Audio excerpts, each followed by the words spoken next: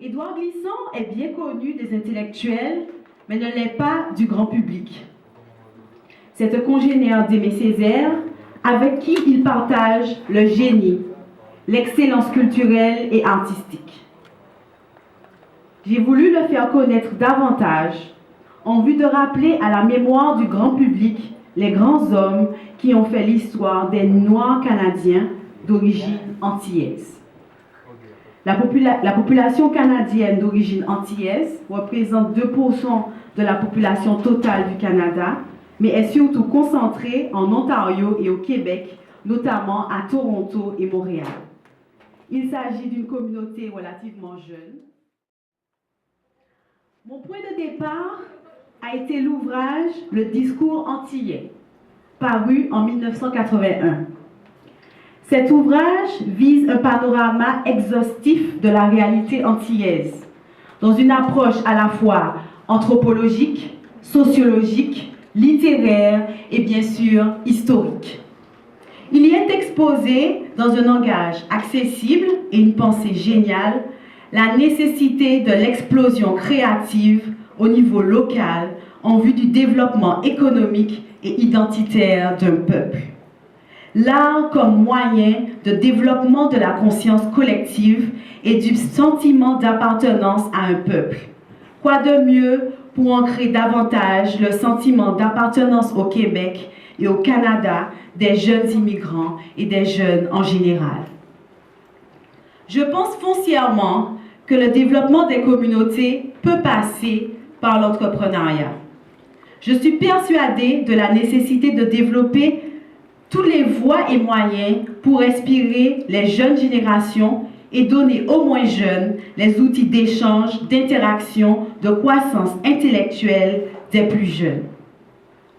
En présentant au grand public l'œuvre de Glissant, il s'agit, dans la droite ligne de l'historienne de l'art et critique d'art internationale Cynthiana Ravini, de donner le livre en exposition.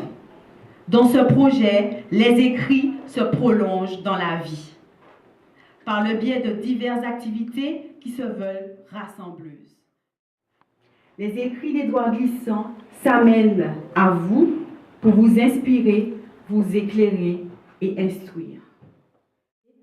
Toute mon identité, je ne suis pas qu'un noir, je suis vraiment quelqu'un qui porte tous les continents en elle. Et c'est ça la créolisation, c'est ça le message d'Édouard Glissant. Le brassage des cultures qui crée vraiment quelque chose de tout à fait nouveau. C'est en ce sens que je n'ai pas eu besoin de demander aux artistes en art visuel de créer des œuvres sur le thème de l'identité.